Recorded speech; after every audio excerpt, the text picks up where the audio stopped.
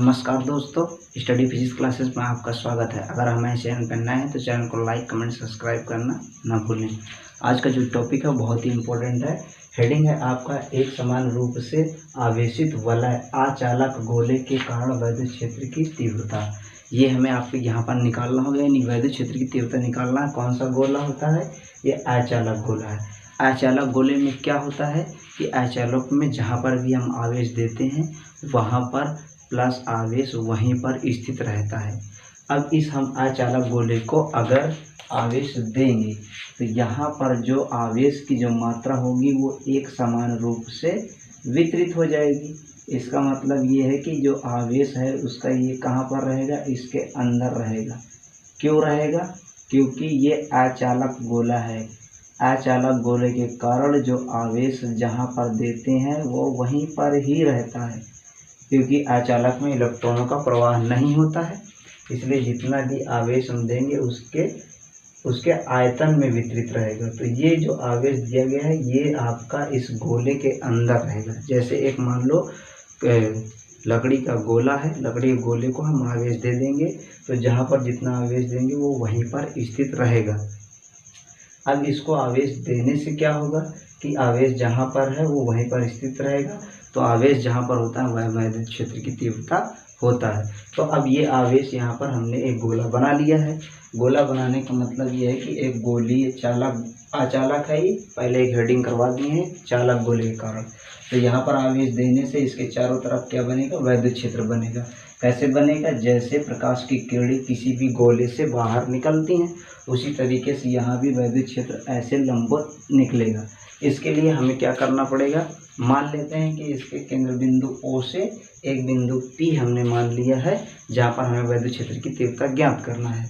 तो यहाँ से हमने एक केंद्र बिंदु O से एक स्मॉल r दूरी पर एक बिंदु P माना है जहाँ पर वैद्युत क्षेत्र की तीव्रता ज्ञात करना है। जहाँ पर वैद्युत क्षेत्र की तीव्रता ज्ञात करना होता है वहाँ पर हम एक गॉसियन पृष्ठ बनाते हैं, क्योंकि गॉस की प्रमेय की सहायता से निकालना होता है। तो यहाँ पर हमें इसी गोले के आकार का एक बड़ा गोला बना लेना है जिसको हम गॉसियन पृष्ठ रखेंगे नाम। तो इसी के आकार का हमने एक गोला बना लिया है। इसका मतलब ये है कि यहाँ पर हमें वैद्युत क्षेत्र निकालना है, तो इसलिए इसका नाम क्या रखेंगे? हमें गॉसियन पृष्ठ रखना पड़ेगा। अब यहाँ पर जब वैद्युत क्षेत्र की दिशा जो होगी वो प्लस से ऐसे निकलती हैं, इधर ऐसे निकलेगा, इधर ऐसे निकलेगा, इधर ऐसे निकलेगा, इधर ऐसे, इधर से। इसके चारों तरफ वैद्युत क्षेत्र लंबवत निकलेगा जैसे प्रकाश की किरणें निकलती हैं। तो स्मॉल r दूरी पर एक बिंदु P है जहाँ पर वैद्युत क्षेत्र की तीव्रता ज्ञात करना है। अब यहाँ पर वैद्युत क्षेत्र की दिशा इधर की तरफ है जो ऐसा दिखाया गया वेक्टर E। यहाँ पर एक गोला है तो एक गोले के कोने पर एक पृष्ठ हमने ले लिया जिसका नाम हमने रखा है लघु क्षेत्रफल। D का मतलब होता है लघु और A का मतलब होता है क्षेत्रफल। तो ये हो गया आपका लघु क्षेत्रफल।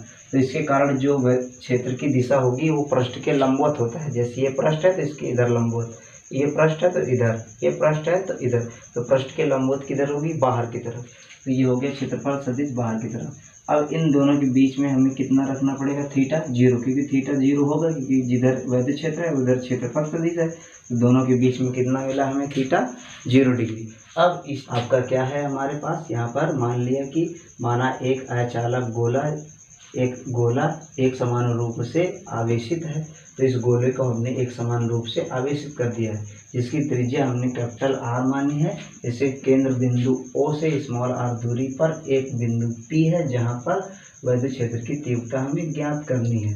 तो ये वाला हमारा आवेश है गोला जिसके कारण वैद्युत क्षेत्र की तीव्रता हमें ज्ञात करना है P बिंदु पर। उसके बाद में केंद्र O को ये वाला कौन केंद्र O है, इसको केंद्र मानकर एक स्मॉल r त्रिज्या का एक गोलीय चालक यानी गोला एक बना लेंगे जिसको हमने नाम क्या रखा है? गॉसियन पृष्ठ। यहाँ पर एक गॉसियन पृष्ठ का निर्माण करते हैं। बिंदु P पर वैद्युत क्षेत्र तथा क्षेत्रफल सदिश लघु क्षेत्रफल वेक्टर D दोनों बाहर की ओर दिष्ट हैं, अर्थात थीटा इक्वल टू कितना हुआ? 0 डिग्री। तो इसका मतलब वैद्युत क्षेत्र इधर है, क्षेत्रफल सदिश इधर। तो यहाँ पर वैद्युत क्षेत्र निकाल लेंगे। उसके बाद अब क्या करना है कि गोले के बाहर ये वाला पॉइंट है तो इस समय पर स्मॉल r बड़ा होगा और कैपिटल R छोटा होगा। तो यहाँ से अब यहाँ पर लघु क्षेत्रफल से गुजरने वाला वैद्युत फ्लक्स यानी कि इस वाले क्षेत्रफल से कितना फ्लक्स निकलेगा ये हमें निकालना है। तो d phi is equal to कितना होता है, vector E dot d A. Vector हटाते हैं तो यहाँ पर कॉस थीटा आता है। कॉस थीटा की यहाँ पे वैल्यू कितनी है, 0 डिग्री। अब यहाँ कॉस 0 रखें तो कॉस 0 की वैल्यू कितनी थी, 1 गुणा करने पर कोई फर्क नहीं पड़ता है। अब यहाँ पर ये भी अभी भी ये लघु क्षेत्रफल के लिए है, तो हम संपूर्ण गॉसियन पृष्ठ के कारण निकालेंगे। तो यहाँ से लिख देंगे संपूर्ण गॉसियन पृष्ठ से गुजरने वाला वैद्युत फ्लक्स। तो अभी जब संपूर्ण निकालते हैं तो वहाँ पर समाकलन करते हैं, तो डी फाई ई का कितना होता है, फाई ई। क्यों, क्योंकि ये हमने फार्मूला पढ़ चुके हैं। डी फाई, अगर डी एक्स लिखा हो तो एक्स लिखते हैं, अगर डी फाई ई लिखा है तो हम क्या लिखेंगे, फाई ई लिखेंगे। इसका समाकलन हो जाएगा। अब यहाँ पर ये क्या हो जाएगा, डी फाई ई का कितना होगा, फाई ई। ये है कांस्टेंट वाली, ये बदलेगी नहीं, यानी वैद्युत क्षेत्र नहीं बदलेगा, क्योंकि वैद्युत क्षेत्र का मान हमेशा बराबर होगा हर जगह, इसी पॉइंट पर कहीं पर भी। तो ये नहीं बदलेगा, क्षेत्रफल बदलेगा, क्योंकि यहाँ पर जो है ये क्षेत्रफल लघु है। और संपूर्ण के लिए निकालेंगे तो उसको हम डी ए का क्या लिखेंगे, ए। अब गोले का क्या होता है, वक्र पृष्ठीय क्षेत्रफल। तो गोले का वक्र पृष्ठीय क्षेत्रफल क्या होता है, ए बराबर 4 पाई आर स्क्वायर। तो इसकी वैल्यू उठा के यहाँ रख देना है। अब इसकी वैल्यू यहाँ उठा के रखेंगे। और गॉस प्रमेय से हम जानते हैं phi is equal to q upon epsilon naught. इसकी वैल्यू यहाँ रख देना है। फाई ई की value q upon epsilon naught की वैल्यू यहाँ रख देना है। तो ये हो जाएगा ई, और ए की वैल्यू हमारे पास कितनी है, 4 पाई आर स्क्वायर। इसको यहाँ रख लेंगे, इसको इधर लाएंगे तो हो जाएगा 4 पाई एप्सिलॉन नॉट आर। तो ई बराबर कितना होगा, 1/4 pi epsilon naught q upon r square. अब ये भी फार्मूला वही है जो चालक गोले के कारण आता है, इसलिए यही फार्मूला है, क्योंकि ये वाला जितना भी आवेश हम पहले दिए थे, चालक हो या अचालक, तो इस गॉसियन पृष्ठ के अंदर आवेश उतना ही है। इसीलिए फार्मूला कौन सा आएगा, क्यू अपॉन आर स्क्वायर। ये फार्मूला आएगा ही आएगा, क्योंकि आवेश यहाँ पर जितना पहले था उतना अभी भी है। अब गोले के पृष्ठ पर अगला पॉइंट, अब इस वाले बिंदु को हमने यहाँ मान लिया है, तो इस समय पे क्या होगा, स्मॉल आर और कैपिटल आर आपस में कैसा होगा, बराबर होगा। तो हम लिख देंगे यहाँ पर गोले के पृष्ठ पर स्मॉल आर कैपिटल आर आपस में बराबर। तो स्मॉल आर की जगह पे हम क्या लिख देंगे, कैपिटल आर। तो ई बराबर 1/4 pi epsilon naught q upon में आर स्क्वायर। ये फार्मूला चालक गोले के लिए भी है, अचालक गोले के लिए भी है। तो यहाँ पर क्या हो रहा है कि अभी भी इस पृष्ठ के अंदर आवेश की मात्रा जो है अभी भी क्यों है, क्योंकि नहीं बदला है। जो आवेश हमने एक बार दे दिया है वो चाहे अचालक हो या अचालक हो, दोनों के लिए सेम फार्मूला रहेगा, क्योंकि आवेश बराबर है। अब ये तीसरा पॉइंट है, ये आपका मेन पॉइंट है, ये है गोले के अंदर। अब गोले के अंदर मान लेते हैं कि एक पॉइंट यहाँ पर है जिसके अंदर हमें निकालना होगा।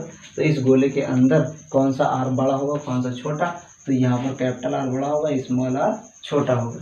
तो यहाँ से लिख देंगे small r less than capital R, यानी स्मॉल आर छोटा है कैपिटल आर के। अब यहाँ पर माना स्मॉल आर दूरी पर क्यू डैश आवेश है, तो इसके अंदर जो हमने आवेश माना है वो हमने क्यू डैश मान लिया। माना स्मॉल आर दूरी पर क्यू डैश आवेश है, तो अब क्या फार्मूला बनेगा, ई बराबर 1/4 pi epsilon naught Q dash बट्टे में आर स्क्वायर। ये फार्मूला बन जाएगा। लेकिन आवेश की मात्रा हमें यहाँ पर निकालना होगा कितनी है। तो अब यहाँ से ये समझने वाला चीज़ है कि ये वाला जो आयतन है, पूरा आयतन, बड़ा वाला आयतन, बड़े वाले आयतन का फार्मूला क्या होता है, 4/3 पाई कैपिटल आर क्यूब। कितने आवेश में है, पूरे आवेश में, पूरे गोले में। पूरे गोले का आवेश हमने माना है क्यू, और इतने से गोले का हमने माना है क्यू डैश। तो यहाँ पर इस बड़े वाले गोले के कारण, ये वाले बड़े वाले गोले के कारण आवेश कितना है, कैपिटल क्यू। तो एकांक में कितना होगा, इससे इसको भाग कर देंगे। तो अब क्यू डैश में कितना होगा, तो क्यू डैश का मतलब है, क्यू डैश से हमें क्या करना पड़ेगा, इसमें इसकी यहाँ पर, इस वाले की इसमें यहाँ पर गुणा कर देंगे।